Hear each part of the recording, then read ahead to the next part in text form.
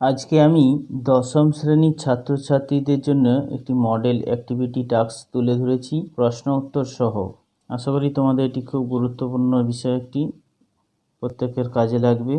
তোমরা খাতা পেন বের করে এই প্রশ্ন উত্তরগুলি সুন্দরভাবে লিখে ফেলো এবং মুখস্থ করে নাও। এগুলো থেকে ভবিষ্যতে 2022 সালের মাধ্যমিক পরীক্ষায় অনেক প্রশ্ন কমন আসতে পারে। আর ভিডিওটি ভালো লাগলে একটা লাইক দিয়ে বন্ধুদের সঙ্গে শেয়ার করো। চ্যানেলে নতুন হয়ে থাকলে সাবস্ক্রাইব করে নোটিফিকেশানটি অন করে নাও সবার আগে ভিডিওগুলো পাওয়ার জন্য। তাহলে শুরু করা যাক আজকে মডেল অ্যাক্টিভিটি টাস্কের আলোচনা। প্রথম প্রশ্ন, জগদীশবাবু যে কি কাণ্ড করেছেন শোনেননি হরিদা? জগদীশবাবু কে? কাণ্ডটি কি?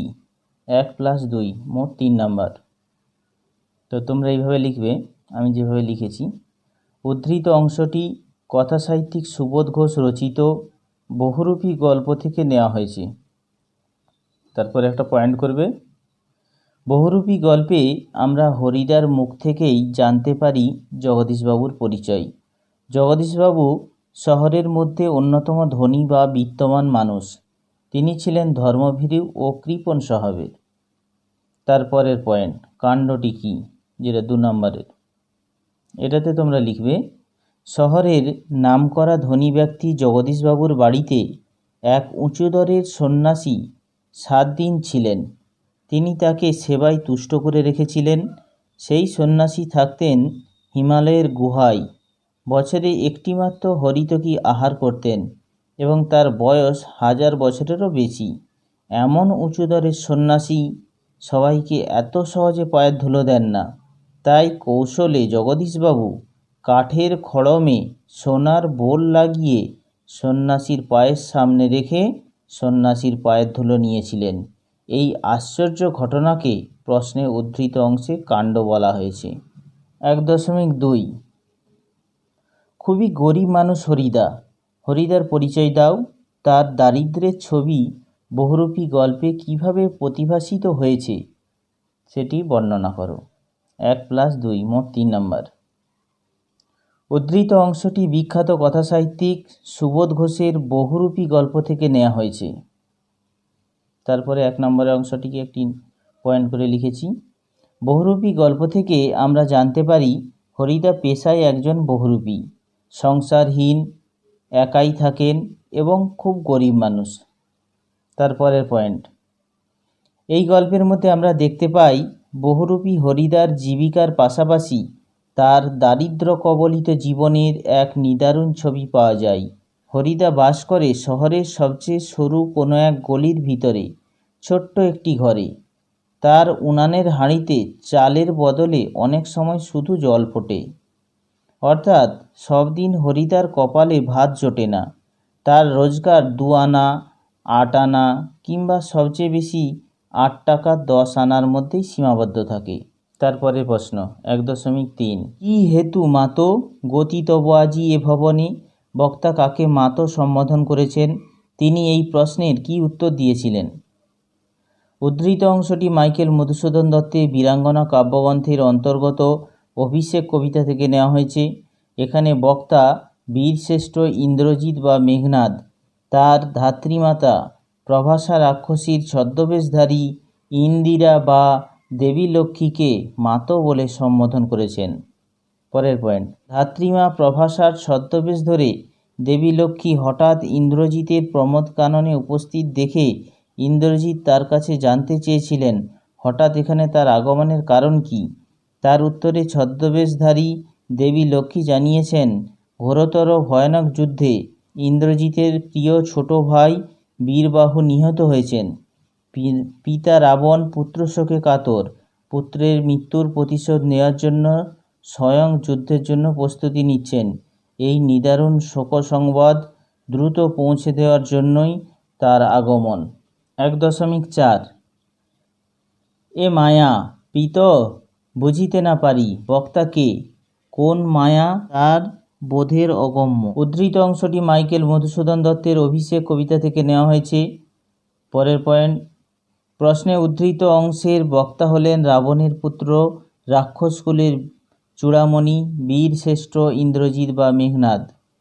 পরের পয়েন্ট, গতকালের সান্ধ্যকালীন যুদ্ধে বীরশ্রেষ্ঠ ইন্দ্রজিৎ রঘুবীর রামচন্দ্রকে তীরের আঘাতে হত্যা করে এসেছিলেন, কিন্তু পরের দিনই তিনি জানতে পারেন রামচন্দ্রের হাতে তার প্রিয় ভাই বীরবাহু মারা গেছে। এই শোক সংবাদ শোনামাত্রই ইন্দ্রজিৎ চমকে ওঠেন। মৃত রামচন্দ্রের জীবিত হয়ে ওঠার ঘটনা তার কাছে অবিশ্বাস্য মনে হয়। মৃত রামচন্দ্র কিভাবে, কোন মায়া বলে জীবিত হয়ে উঠলেন তা তিনি ভেবে পেলেন না। রামচন্দ্রের জীবিত হয়ে ওঠার এই মায়াবী রহস্য তিনি বুঝে উঠতে পারলেন না।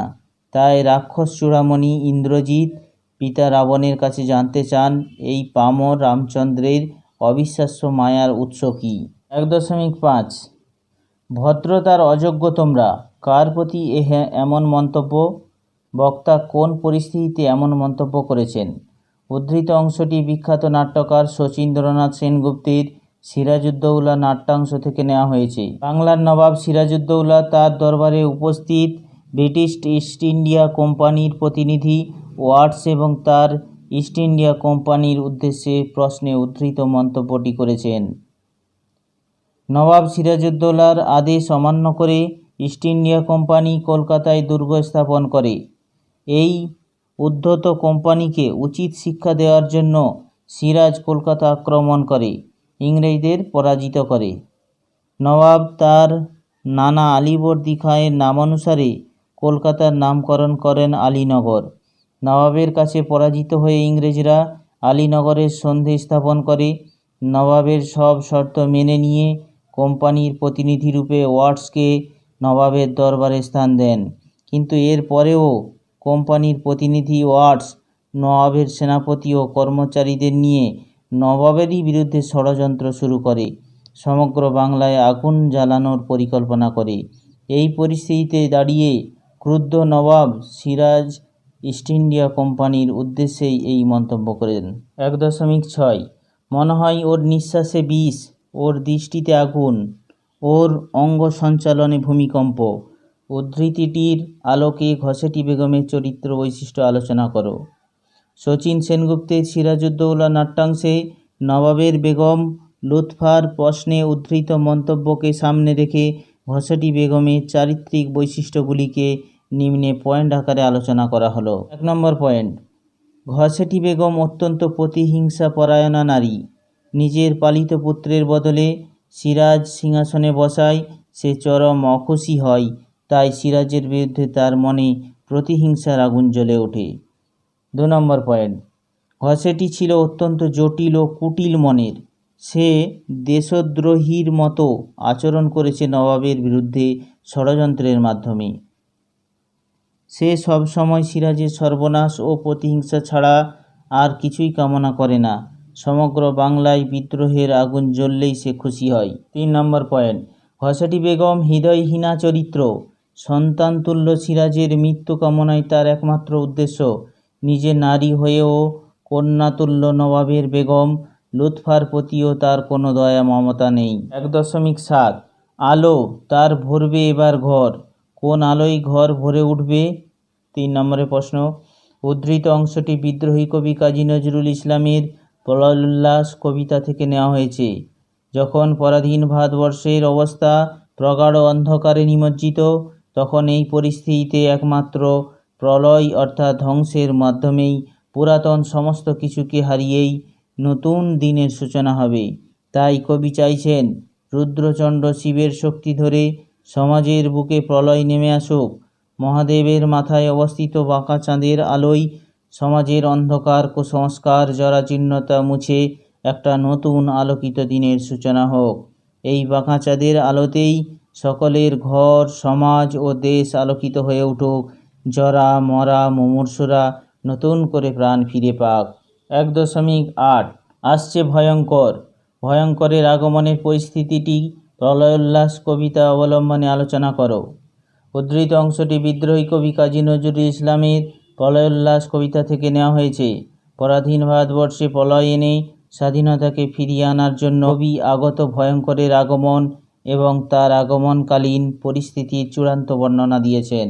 1 নম্বর পয়েন্ট, আগত ভয়ঙ্কর প্রলয়ের নেশায় মত্ত হয়ে কালবৈশাখী ঝড়ের ন্যায় নতুন পতাকা উড়িয়ে আসছে, যার হুঙ্কারে সিন্ধুপারের সিংহদ্বার ধ্বংস হতে বসেছে। পয়েন্ট 2, আগত ভয়ঙ্করের হাতে বজ্রশিখার জ্বলন্ত মশাল, তার ঝামর চুলের আঘাতে আকাশ কেঁপে উঠছে, যার অট্টহাসিতে সমস্ত চরাচর স্তব্ধ হয়ে গেছে। 3 নম্বর পয়েন্ট, আগত ভয়ঙ্করের চাহনিতে দ্বাদশ সূর্যের আগুন, তার অগ্নিবর্ণ জটায় বন্দি সমস্ত বিশ্বজগতের কান্না, তার চোখের জলে 7 সমুদ্রের জলোচ্ছ্বাসের শক্তি। 1.9, অপূর্ব কহিল, বেলা হয়ে গেল, আমি তবে চললুম কাকাবাবু। বেলা কিভাবে গড়িয়ে গেল? উদ্ধৃত অংশটি অমর কথাশিল্পী শরৎচন্দ্র চট্টোপাধ্যায়ের পথের দাবি গল্প থেকে নেওয়া হয়েছে। ঘরে চুরি হয়ে যায় অপূর্ব থানায় অভিযোগ লেখাতে গিয়ে দেখতে পাই পলিটিক্যাল সাসপেক্ট সব্যসাচী মল্লিককে ধরার নামে গিরিশ মহাপাত্রের মতো সহজ সরল মানুষটিকে থানায় আটকে রেখে নির্বোধ পুলিশের দল হাস্যকর কার্যকলাপ নিয়ে ব্যস্ত। অপূর্ব লক্ষ্য করল তার পোশাকের বাহার, তা দেখে থানার বড়বাবু ও মেজবাবুর চূড়ান্ত রসিকতা। তার সঙ্গে থাকা জিনিসপত্রের খানাতল্লাশির পর পুলিশের জিজ্ঞাসাবাদের আশ্চর্য সব প্রশ্ন এবং সব শেষে মিথ্যাবাদী বলে বড়বাবুর রেগে যাওয়া। গিরিশ মহাপাত্রকে নিয়ে এই সমস্ত তামাশা দেখতে দেখতে অপূর্বর অনেকটা সময় যায়, তাই বেলা গড়িয়ে গিয়েছিল। কই, এ ঘটনা তো আমাকে বলেননি। বক্তা কাকে এ কথা বলেছেন? কোন ঘটনার কথা বক্তা আগে শোনেননি? উদ্ধৃত অংশটি অমর কথাশিল্পী শরৎচন্দ্র চট্টোপাধ্যায়ের পথের দাবি গল্প থেকে নেওয়া হয়েছে। বক্তা রামদাস তলোয়ারকর প্রশ্নে উদ্ধৃত অংশটি অপূর্বকে বলেছে। অপূর্ব রামদাস তলোয়ারকরকে জানায়, বিনা দোষে একবার ফিরিঙ্গি ছোড়ারা তাকে লাথি মেরে ট্রেনের প্ল্যাটফর্ম থেকে বের করে দিয়েছিল। এই অন্যায়ের প্রতিবাদ করতে গেলে স্টেশন মাস্টার তাকে কুকুরের মতো তাড়িয়ে দিয়েছিল। দেশের মানুষরা অপূর্বর প্রতি এই অন্যায় দেখে দাঁড়িয়ে মজা নিচ্ছিল, তাই নতুন করে আর দেশের কোনো মানুষের কাছে অপূর্ব তার এই অপমান, লাঞ্ছনা, যন্ত্রণার কথা বলতে পারেনি। এমনকি তার বন্ধু রামদাসও এ কথা জানত না। এরপরে দেখো, 2 দাগে ব্যাসবাক্য সহ সমাস নির্ণয় করো। ভোজ্য বস্তু, ভোজ্যের নিমিত্ত বস্তু, নিমিত্ত মানে হচ্ছে জন্য, নিমিত্ত তৎপুরুষ সমাস। পোশাক পরিচ্ছদ, পোশাক ও পরিচ্ছদ সহার্থক দ্বন্দ্ব সমাস, একই অর্থযুক্ত দ্বন্দ্ব সমাস। সান্ধান্নিক, সন্ধান্নিক, সন্ধ্যাকালীন আহ্নিক, মধ্যপদলোপী কর্মধারয় সমাস।